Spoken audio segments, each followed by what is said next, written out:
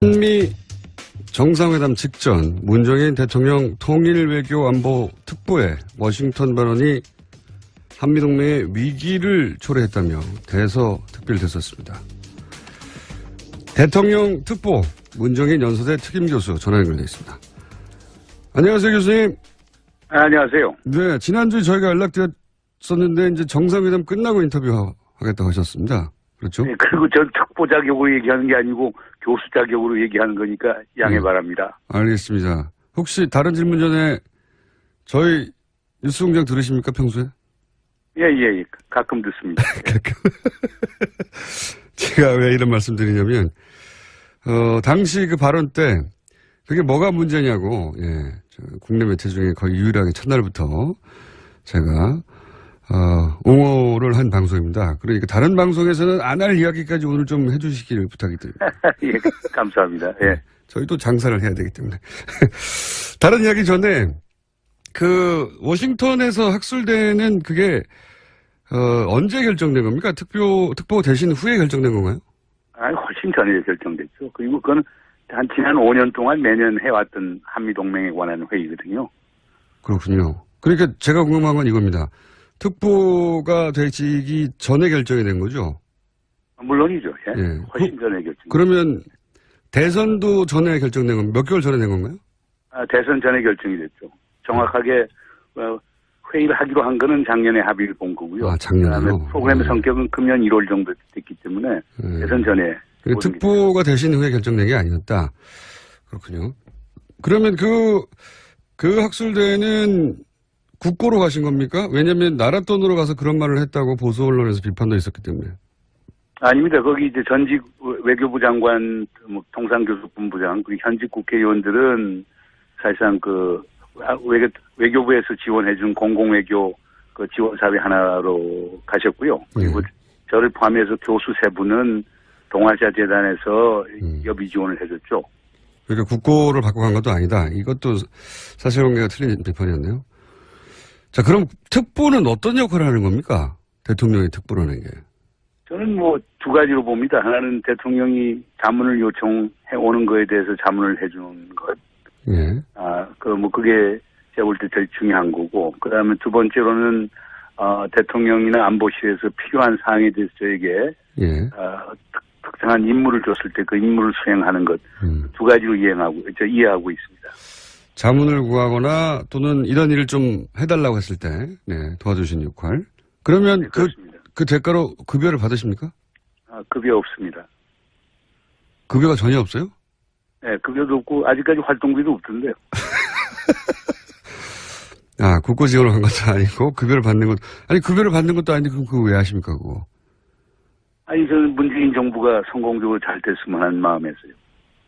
그래요? 세상이 꼭 무슨 보상을 받고 일만 하는 것은 아니지 않습니까? 그러니까 그렇긴 한데요. 정부에 도와주고 싶으니까. 예. 그렇긴 한데 이제 그 행사도 특보로 하신 게 아니고 국고로 하신 것도 아니고 또 특보 활동에 급여를 받거나 활동비를 따로 받는 것도 전혀 없다. 그러니까 이게 학자 개인 자격으로 발언했다는 게 이게 틀린 말이 아닌 거군요.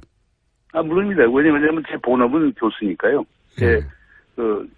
그 본국도 대학에서 나오는 거고, 그리고 특보라고 하는 것은 비상근 직책으로서 대통령 위촉을 받은 거거든요. 그래서 대통령을 도와주는 거니까.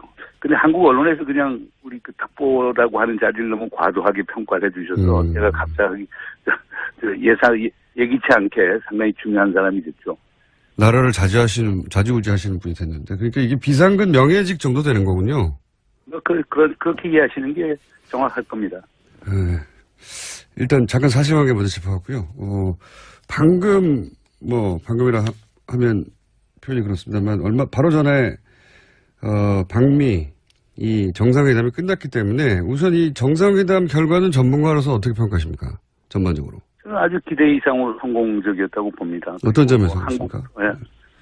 우선 대한민국 국민 많은 분들이 걱정하는 게 한미동맹 잘못될 것 아닌가 했는데 한미동맹 분명하게 짚고 넘어가셨고 그리고 한국과 미국 사이에 북한의 비핵화라고 하는 걸 공동의 목표로 분명히 설정을 했고 그리고 세 번째로는 그 틀 안에서 한국이 보다 더 주도적 역할을 한다라고 하는 것을 명백히 했기 때문에 저는 뭐 전반적으로 이번 정상회담은 상당히 성공적이었다고 평가합니다. 이런 표현을 하셨어요. 예, 정상회담 전에 문 대통령, 트럼프 대통령은 음양의 조화를 이루어서 성공적이 될 것이다. 이렇게 표현하셨는데 이게 어떤 의미입니까? 뭐 트럼프 대통령은 상당히 공세적인 분 아닙니까? 예. 반면에 우리 문재인 대통령은 상당히 차분하고 진지한 분이고 저는 처음부터 그렇게 봤습니다. 이런 성격이 가령 저 자신도 상당히 공세적인 사람이거든요. 제가 좋아하는 분들은 또 상당히 차분하고 진지한 사람을 또 좋아하거든요. 그러니까 그런 점에서 문재인 대통령과 트럼프 대통령 사이에 음양이 조화가 있을 수 있다라고 봤던 거거든요. 이번에 근데 특히 트럼프 대통령은 상당히 자기 자신을 절제하면서 우리 문재인 대통령을 아주 정중하게 대한 것 같아요. 뭐 이유는 간단한 것 같습니다. 뭐 트럼프 대통령 입장에서도 이번 정상회담이 성공적인 걸 원했기 때문이죠. 왜냐하면 그동안 이제 우리 트럼프 대통령이 동맹국들에 대해서 상당히 그 어려운 시간들을 주는 사례가 있곤 했었는데 그거에 대한 또 미국 국내의 비판도 있고 했기 때문에 가급적 문재인 대통령과의 정상회담을 성공적으로 이끌겠다라고 하는 본인 스스로의 의지도 있었다고 봅니다. 알겠습니다. 정상회담이 진행되는 걸 보시면서 그리고 이제 공동성명에 포함되는 내용들이 사실은 교수님이 주장했던 바들을 그 정신을 담고 있는 거 아니겠습니까? 그래서 뭐랄까요? 정상회담이 끝나고 나서 커봐라 내 말대로 됐지 이런 생각 하셨을 것 같아요. 그렇습니다. 뭐 가령 뭐 제일 중요한 거는 네. 그동안 그 한미동맹이 이제 미국이 한국에 대해서 일방적으로 베푸는 시해동맹으로 이해해왔거든요. 네. 근데 저는 무사히 호해동맹으로 변화해야 된다고 주장을 한 바가 있습니다. 그런데 그와 관련해서는 가령 연합방위를 하는데 한국이 주도적 역할을 한다. 그리고 그것을 위해서는 전시 작전 통제권을 반환한다. 이건 뭐를 얘기하느냐면 연합방위에 있어서 한국군이 주력군이 되고 미군이 지원군이 된다는 그런 개념이거든요. 네네. 이건 이제 또 동맹이 정상화가 되는 거겠죠. 그렇지 않습니까? 주한미군 사령관 뭐 27,000명 갖고 있는데 그런 사령관이 65만에 대해서 작전 통제권을 갖는다는 것은 아무리 봐도 그건 비정상이거든요. 뭐 그런 것도 의미가 있고 특히 제가 역점을 두는 거는 우리 한반도 평화체제를 구축하는데 한국이 좀 주도적 역할을 해야 되지 않느냐. 그런데 그것도 공동성명에 들어가 있어서 그런 점에서는 제가 생각한 대로 많은 게 이루어진 것 아닌가 이렇게 생각합니다. 이건 어떻게 보십니까? 공동성명이 발표되는데 이제 7시간이나 걸렸다. 이 대목은 어떻게 해석하십니까? 왜 어떤 이유로 7시간이 걸렸고 이 의미를 좀 해석해 주십시오. 7시간이 걸린 이유에 대해서.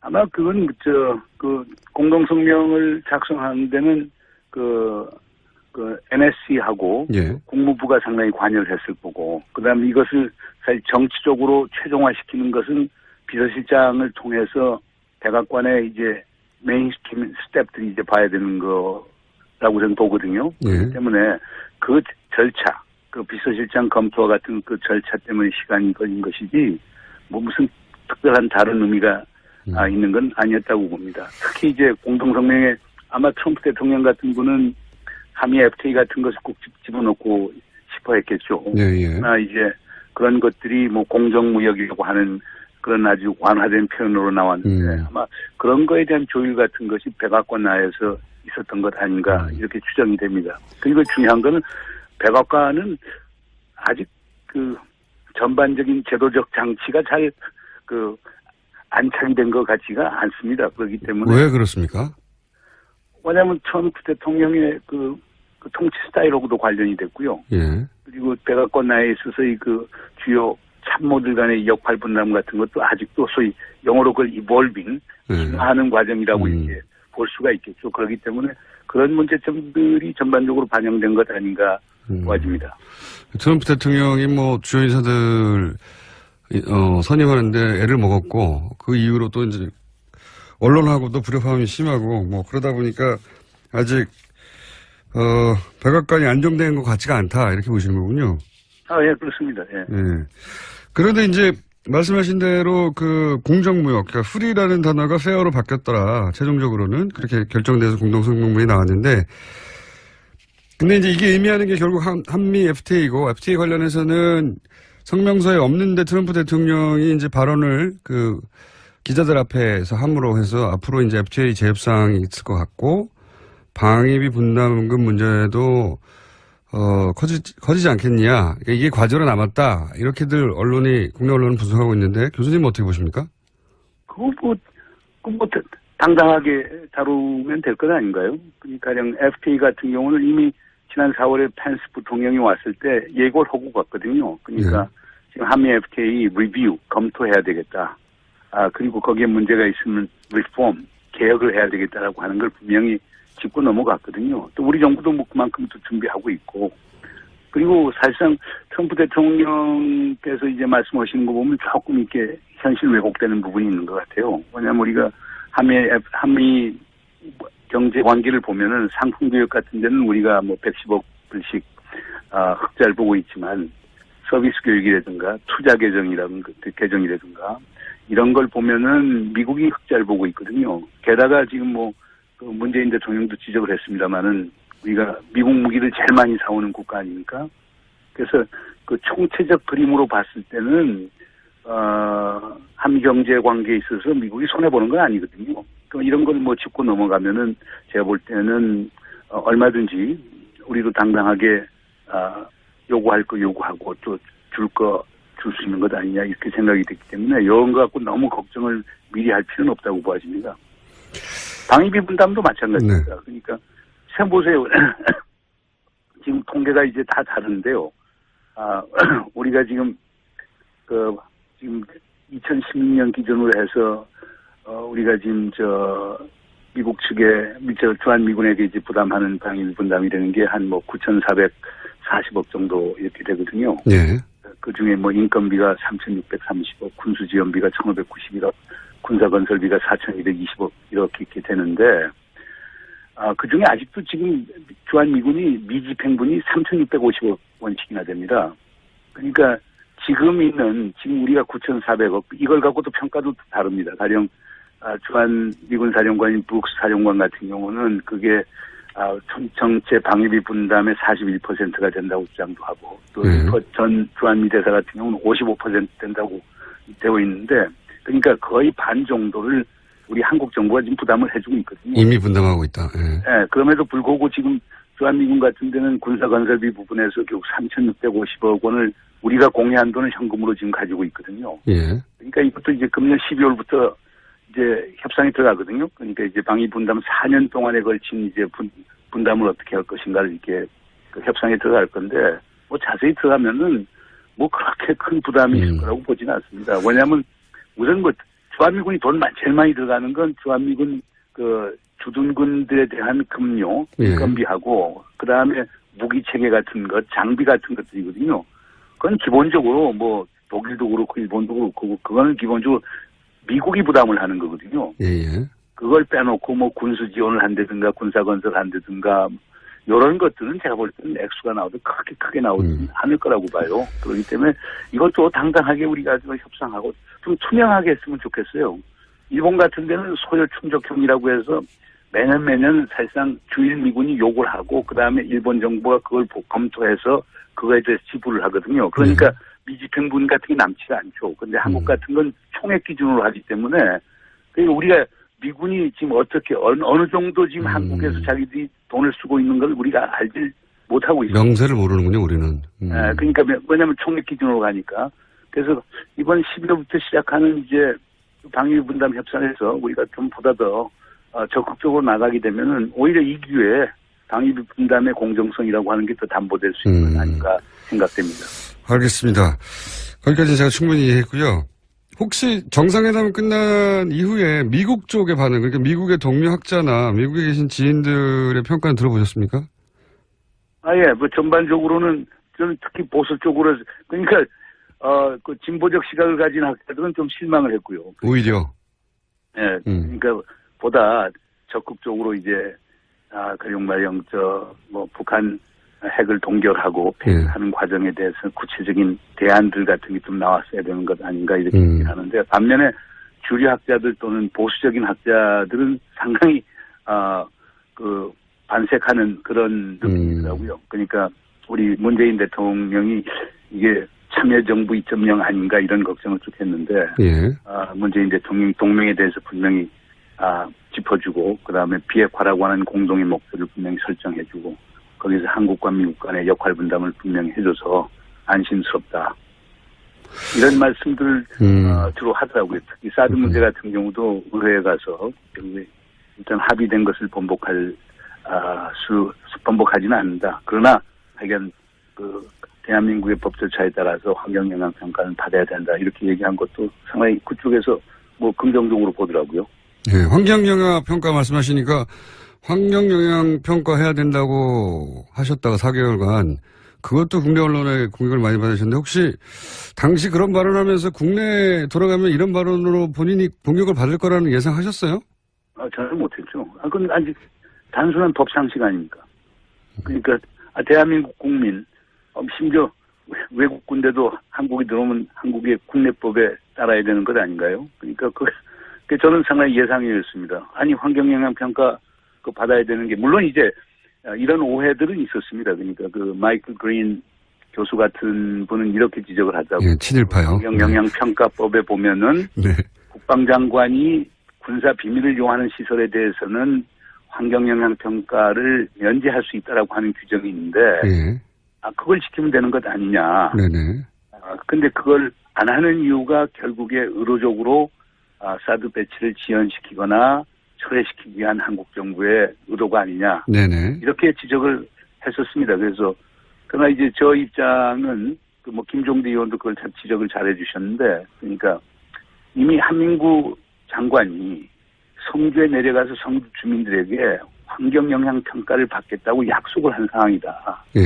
국방장관이 스스로 약속을 했기 때문에 그리고 그걸 면제하지 않겠다라고 밝혔는데 그것을 현 정부에서 어떻게 뒤집을 수 있느냐라고 하는 이제 답변을 했는데 그래서 하여간 중요한 건 한국 현 정부 탄생된 게 결국에 시민의 힘, 촛불의 힘 갖고 당선된 건데 그러면 촛불이 힘이 요구하는 건 뭡니까? 결국 민주주의 제대로 하라, 법의 지배를 제대로 하라는 것 아닙니까? 네. 그런 점에서는 환경영향평가는 받아야 되는 거겠죠, 뭐. 그런데 이제 그 과정에서 마이클 그린도 말씀하셨는데, 한국 학자라서 받아들이기에는 무리하다 하는 질문도 있었다고 이제, 전해졌는데 어떤 질문들이 있었습니까? 무리하다. 그것도 이제 논란이 된 거였죠. 그러니까 그러니까 문재인 정부가 사드 배치를 철회한다라고 하면은, 그러면은 트럼프 대통령이 주한미군 철수할 가능성도 있다. 네. 동맹에 엄청난 아주 빈혈이 올 수 있다. 이런 주장을 쭉 했는데, 그때 우리 저하고 홍익표 의원하고 김종대 의원 세 사람이 같이 가 있었는데, 우리 세 사람의 기본적인 공통된 의견은 그건 과한 주장 아니냐. 사드라고 하는 게 방어적 무기 체계인데, 그거 배치 하나 갖고서 동맹이 흔들리고 주한미군 뺀다라고 하면 그런 동맹을 우리가 어떻게 믿을 수 있느냐. 이런 입장을 표명했는데, 한국 언론에서는 그게 그냥 좀 부정적으로 그게 이제 부각이 됐죠. 마이클 그린은 트럼프 김정은을 만든다는 발언도 트럼프 대통령을 했었는데 마이클 그린은 북한에 선제적으로 타격하라고 그런 주장을 했던 사람 아닙니까? 그 대표적인 친일파고. 그렇게까지 주장은 안 했. 제가 마이클 그린이 그렇게 주장했던 걸 기억하지는 않습니다. 그렇습니다. 제가 찾아본 자료는 있긴 하던데, 여하간. 제재와 압박을 강조하긴 하지만은, 제재 압박을 강조하고, 그 다음 모든 대안이 on the table. 그러니까, 가능하다라고 하는 걸 주장해서 군사적 행동에 대해서 간접적 시사는 했겠지만은, 그것을 앞에 내놓고 하는 그 정도의 또 보수적인 강경파는 아니라고 생각합니다. 이건 어떻습니까? 이제 그 발언하셨을 당시에 너무나 당연한 국내법을 지켜야 한다는 원론적인 얘기를 했는데 국내에서 그 정도 파장을 일으킬 줄 몰랐다라고 하셨는데 근데 이제 시간이 충분히 지났고 정상회담도 끝났으니까 이제 와서 하는 말인데 차원에서 우리 언론에 대해서 하실 말씀 없으십니까? 이런 거를 잘해주시면 저희가. 그냥 있는 그대로 봐서 보도를 해줬으면 좋겠습니다. 그러니까 제가 했던 좀 더 강한 표현 없으십니까? 제가 워싱턴 가서도 이제 그런 우리 뭐 특파원들뿐만 아니고 네. 뭐 띵크탱크도 여러 군데 가서 얘기를 하면서 그와 비슷한 얘기를 했었는데 미국 인사들 또는 미국 언론인들은 그걸 있는 그대로 받아들이고 새 정부의 정책이 이렇게 나갈 수도 있구나라고 하면서 상당히 주의 깊게 지켜보던데 우리 특파원분들께서는 그런 것이 상당히 거부감이 상당히 강한 그런 느낌이 들었어요. 그래서 뭐 그럴 수도 있겠다. 뭐 지난 9년 동안 우리 보수 정부에서 뭐 제재와 압박, 한미동맹 지상주의 이런 것들이 주장되어 왔기 때문에 그런 파라다임에 익숙할 수도 있겠다라고 하는 생각을 했습니다. 그러니까 국내 언론이 지나치게 미국 중심적인 미국은 어떻게 생각할까, 미국이 기분 나쁘면 어떡하냐 이런 사고 때문에 그런 반응이 나온 게 아닐까요? 제가 싸움을 붙이는 중인데 잘 안 하시네요. 그런 측면이 저는 있다고 봅니다. 그런 측면이 있다 보시죠. 예. 더 강한 표현 없으십니까? 혹시? 제가. 김종대 의원 보고 하죠. 한번 큰 난리가 나서 조심하시는 거군요.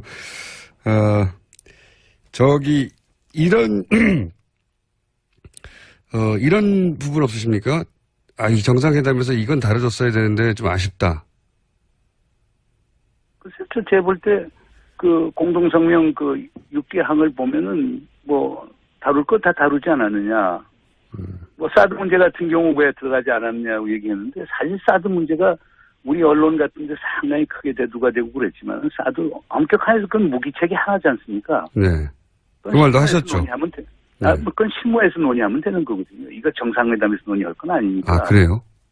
저는 그렇게 생각합니다. 왜냐하면, 물론 사드 문제가 지금은 아주 높은 수준의 상징성을 갖고 있는 건 분명한 사실입니다. 그럼에도 불구하고 그건 무기체계고 그건 실무 수준에서 논의하면 되는 것이기 때문에 이게 정상회담의 주요 쟁점으로 부각이 돼서 그게 정상회담의 성공과 실패를 가늠하는 그런 아젠다가 되는 건 바람직하지 않다고 저는 생각했습니다. 실제 그랬습니다. 대통령 간의 주요 아젠다는 아니었던 것 같습니다. 얘기를 나누는지 모르겠지만. 그렇습니다. 예. 이번 사드 문제는 빼졌죠. 그러니까요. 자. 가령 예를 들어서 개성공단 재개라든가 금강산 사업 재개 같은 것도 다 빠졌거든요. 네. 정상회담은 일단 하기로 결정을 하면은요. 그게 성공적이어야 하기 때문에 서로가 불편하고 그것 때문에 정상회담이 결렬이 된다라고 하는 그런 의제들은 가급적 빼는 게, 국제외교의 기본 상식이거든요. 알겠습니다. 정상회담은 그걸 그냥 따랐다고 생각이 됩니다. 교수님, 스튜디오에 한번 나와주십시오. 예, 그렇게 하도록 하죠, 네. 앞으로 별일. 이건 뭐를 얘기하느냐면, 연합방위 있어서 한국군이 주력군이 되고 미군이 지원군이 된다는 그런 개념이거든요. 네네. 이건 이제 동맹이 정상화가 되는 거겠죠. 그렇지 않습니까? 주한미군 사령관 27,000명 갖고 있는데, 그런 사령관이 65만에 대해서 작전 통제권을 갖는다는 것은 아무리 봐도 그건 비정상이거든요. 그런 것도 의미가 있고, 특히 제가 역점을 두는 거는 우리 한반도 평화체제를 구축하는데 한국이 좀 주도적 역할을 해야 되지 않느냐. 그런데 그것도 공동성명에 들어가 있어서 그런 점에서는 제가 생각한 대로 많은 게 이루어진 것 아닌가 이렇게 생각합니다. 이건 어떻게 보십니까? 공동성명이 발표되는데 이제 7시간이나 걸렸다. 이 대목은 어떻게 해석하십니까? 왜, 어떤 이유로 7시간이 걸렸고, 이 의미를 좀 해석해 주십시오. 7시간이 걸린 이유에 대해서. 아마 그건, 공동성명을 작성하는 데는, NSC하고, 예. 국무부가 상당히 관여를 했을 거고, 그 다음에 이것을 사실 정치적으로 최종화시키는 것은 비서실장을 통해서 백악관의 이제 메인스트림 스텝들이 이제 봐야 되는 거라고 저는 보거든요. 예. 그렇기 때문에 그 절차, 그 비서실장 검토와 같은 그 절차 때문에 시간이 걸린 것이지, 무슨 특별한 다른 의미가 있는 건 아니었다고 봅니다. 특히 이제 공동성명에 아마 트럼프 대통령 같은 분은 한미 FTA 같은 것을 꼭 집어넣고 싶어 했겠죠. 예. 이제 그런 것들이 공정무역이라고 하는 그런 아주 완화된 표현으로 나왔는데 아마 그런 거에 대한 조율 같은 것이 백악관 내에서 있었던 것 아닌가 이렇게 추정이 됩니다. 그리고 중요한 거는 백악관은 아직 전반적인 제도적 장치가 잘 안착이 된 것 같지가 않습니다. 그렇기 때문에. 왜 그렇습니까? 왜냐하면 트럼프 대통령의 그 통치 스타일하고도 관련이 됐고요. 예. 그리고 백악관 내에 있어서의 주요 참모들 간의 역할 분담 같은 것도 아직도 소위 영어로 그걸 evolving, 진화하는 과정이라고 이렇게 볼 수가 있겠죠. 그렇기 때문에 그런 문제점들이 전반적으로 반영된 것 아닌가 보아집니다. 트럼프 대통령이 주요 인사들 선임하는데 애를 먹었고 그 이후로 또 이제 언론하고도 불협화음이 심하고 그러다 보니까 아직 백악관이 안정된 것 같지가 않다 이렇게 보시는 거군요. 예, 그렇습니다. 예. 네. 그런데 이제 말씀하신 대로 공정무역, 그러니까 프리라는 단어가 페어로 바뀌었더라. 최종적으로는 그렇게 결정돼서 공동성명문이 나왔는데, 근데 이제 이게 의미하는 게 결국 한미 FTA이고, FTA 관련해서는 성명서에 없는데 트럼프 대통령이 이제 발언을 기자들 앞에서 함으로 해서 앞으로 이제 FTA 재협상이 있을 것 같고, 방위비 분담금 문제도 커지지 않겠냐. 그러니까 이게 과제로 남았다. 이렇게들 국내 언론은 분석하고 있는데, 교수님은 어떻게 보십니까?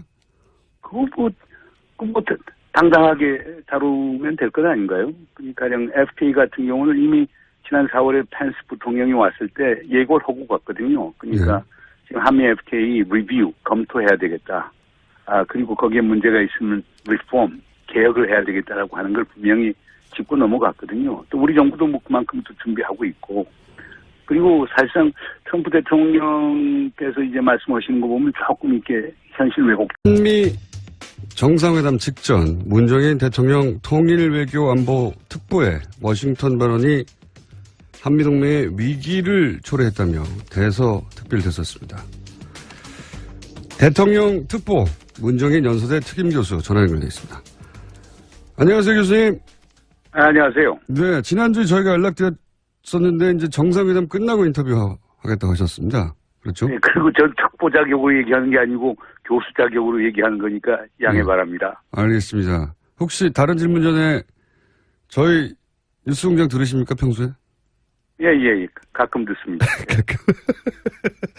제가 왜 이런 말씀 드리냐면, 당시 발언 때 그게 뭐가 문제냐고, 국내 매체 중에 거의 유일하게 첫날부터 제가, 옹호를 한 방송입니다. 그러니까 다른 방송에서는 안 할 이야기까지 오늘 좀 해주시기를 부탁이 드립니다. 예, 감사합니다. 예. 저희도 장사를 해야 되기 때문에. 다른 이야기 전에, 워싱턴에서 학술대는 그게, 언제 결정된 겁니까? 특보 대신 후에 결정된 건가요? 훨씬 전에 결정됐죠. 그리고 그건 지난 5년 동안 매년 해왔던 한미동맹에 관한 회의거든요. 그렇군요. 그러니까 제가 궁금한 건 이겁니다. 특보가 되기 전에 결정이 된 거죠? 물론이죠. 예. 훨씬 전에 결정. 그러면 대선도 전에 결정된 건 몇 개월 전에 된 건가요? 대선 전에 결정이 됐죠. 정확하게 회의를 하기로 한 거는 작년에 합의를 본 거고요. 작년에요? 그다음에 프로그램의 성격은 금년 1월 정도 됐기 때문에 대선 전에. 특보가 되신 후에 결정된 게 아니었다. 그렇군요. 그러면 그 학술대회는 국고로 가신 겁니까? 왜냐하면 나라 돈으로 가서 그런 말을 했다고 보수 언론에서 비판도 있었기 때문에. 아닙니다. 거기 이제 전직 외교부 장관, 통상교섭본부장, 그리고 현직 국회의원들은 사실상 외교부에서 지원해준 공공외교 지원사회 하나로 가셨고요. 그리고 저를 포함해서 교수 세 분은 동아시아 재단에서 여비 지원을 해줬죠. 그러니까 국고를 받고 간 것도 아니다. 이것도 사실관계가 틀린 비판이었네요. 자, 그럼 특보는 어떤 역할을 하는 겁니까? 대통령의 특보라는 게. 저는 두 가지로 봅니다. 하나는 대통령이 자문을 요청해 오는 거에 대해서 자문을 해주는 것. 예. 그게 제가 볼 때 제일 중요한 거고. 그 다음에 두 번째로는, 대통령이나 안보실에서 필요한 사항에 대해서 저에게, 특정한 임무를 줬을 때 그 임무를 수행하는 것. 두 가지로 이해하고 있습니다. 자문을 구하거나 또는 이런 일을 좀 해달라고 했을 때, 도와주신 역할. 그러면 그 대가로 급여를 받으십니까? 급여 없습니다. 급여가 전혀 없어요? 네, 급여도 없고, 아직까지 활동비도 없던데요.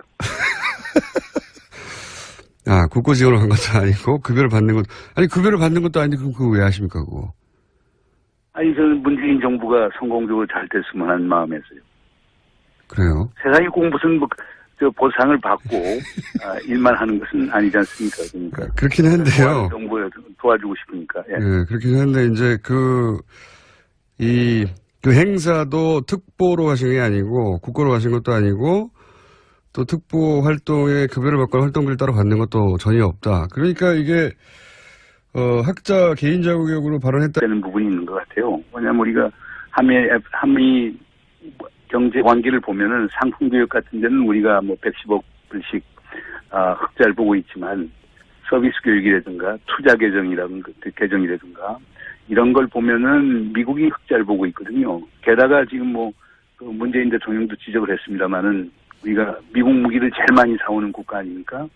그래서 그 총체적 그림으로 봤을 때는 한미 경제 관계에 있어서 미국이 손해 보는 건 아니거든요. 그럼 이런 걸 짚고 넘어가면은 제가 볼 때는 얼마든지 우리도 당당하게 요구할 거 요구하고 또 줄 수 있는 것 아니냐 이렇게 생각이 됐기 때문에 이런 거 갖고 너무 걱정을 미리 할 필요는 없다고 보아집니다. 방위비 분담도 마찬가지입니다. 네. 그러니까 참 보세요. 지금 통계가 이제 다 다른데요.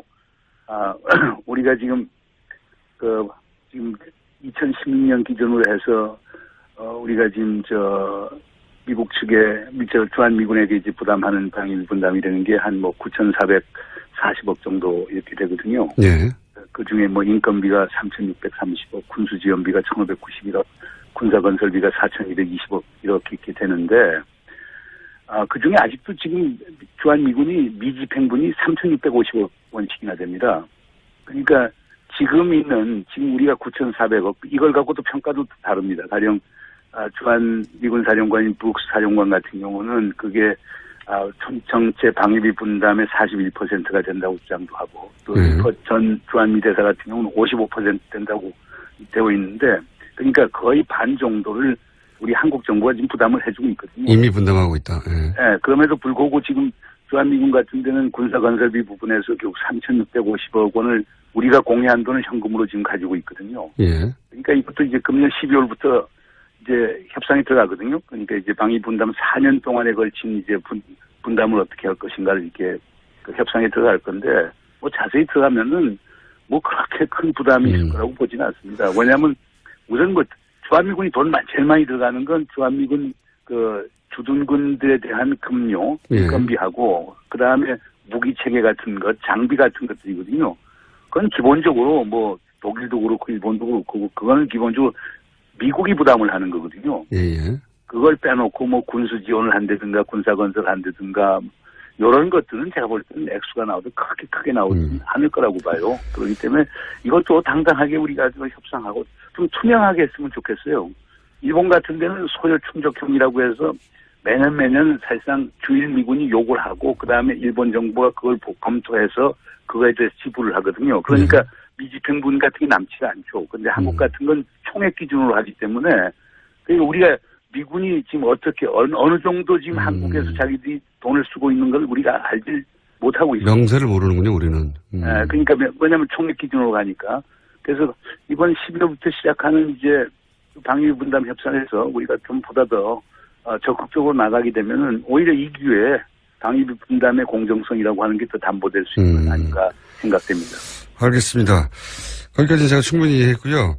혹시 정상회담이 끝난 이후에 미국 쪽의 반응, 그러니까 미국의 동료 학자나 미국에 계신 지인들의 평가는 들어보셨습니까? 예, 전반적으로는 저는 특히 이게 틀린 말이 아닌 거군요. 물론입니다. 왜냐면 제 본업은 교수니까요. 제 본국도 대학에서 나오는 거고, 그리고 특보라고 하는 것은 비상근 직책으로서 대통령 위촉을 받은 거거든요. 그래서 대통령을 도와주는 거니까. 근데 한국 언론에서 그냥 우리 특보라고 하는 자리를 너무 과도하게 평가를 해주셔서 제가 갑자기 예기치 않게 상당히 중요한 사람이 됐죠. 나라를 좌지우지하시는 분이 됐는데, 그러니까 이게 비상근 명예직 정도 되는 거군요. 그렇게 이해하시는 게 정확할 겁니다. 네. 일단 잠깐 사실관계 먼저 짚어봤고요. 방금이라 하면 표현이 그렇습니다만 바로 전에 방미 이 정상회담이 끝났기 때문에 우선 이 정상회담 결과는 전문가로서 어떻게 평가하십니까? 전반적으로. 저는 아주 기대 이상으로 성공적이었다고 봅니다. 어떤 점에서 그렇습니까? 예. 우선 대한민국 국민 많은 분들이 걱정하는 게 한미동맹 잘못될 것 아닌가 했는데, 한미동맹 분명하게 짚고 넘어가셨고, 그리고 한국과 미국 사이에 북한의 비핵화라고 하는 걸 공동의 목표로 분명히 설정을 했고, 그리고 세 번째로는 그 틀 안에서 한국이 보다 더 주도적 역할을 한다라고 하는 것을 명백히 했기 때문에 저는 전반적으로 이번 정상회담은 상당히 성공적이었다고 평가합니다. 이런 표현하셨어요. 예, 정상회담 전에 문 대통령, 트럼프 대통령은 음양의 조화를 이루어서 성공적이 될 것이다. 이렇게 표현하셨는데 이게 어떤 의미입니까? 트럼프 대통령은 상당히 공세적인 분 아닙니까? 예. 반면에 우리 문재인 대통령은 상당히 차분하고 진지한 분이고, 저는 처음부터 그렇게 봤습니다. 이런 성격이 가령 저 자신도 상당히 공세적인 사람이거든요. 제가 좋아하는 분들은 또 상당히 차분하고 진지한 사람을 또 좋아하거든요. 그러니까 그런 점에서 문재인 대통령과 트럼프 대통령 사이에 음양이 조화가 있을 수 있다라고 봤던 거거든요. 이번에 근데 특히 트럼프 대통령은 상당히 자기 자신을 절제하면서 우리 문재인 대통령을 아주 정중하게 대한 것 같아요. 이유는 간단한 것 같습니다. 트럼프 대통령 입장에서도 이번 정상회담이 성공적인 걸 원했기 때문이죠. 왜냐하면 그동안 이제 우리 트럼프 대통령이 동맹국들에 대해서 상당히 어려운 시간들을 주는 사례가 있곤 했었는데, 그거에 대한 또 미국 국내의 비판도 있고 했기 때문에 가급적 문재인 대통령과의 정상회담을 성공적으로 이끌겠다라고 하는 본인 스스로의 의지도 있었다고 봅니다. 알겠습니다. 정상회담이 진행되는 걸 보시면서 그리고 이제 공동성명에 포함되는 내용들이 사실은 교수님이 주장했던 바들을 그 정신을 담고 있는 거 아니겠습니까? 그래서 뭐랄까요, 정상회담이 끝나고 나서 커봐라 내 말대로 됐지 이런 생각 하셨을 것 같아요. 그렇습니다. 가령 제일 중요한 거는 네.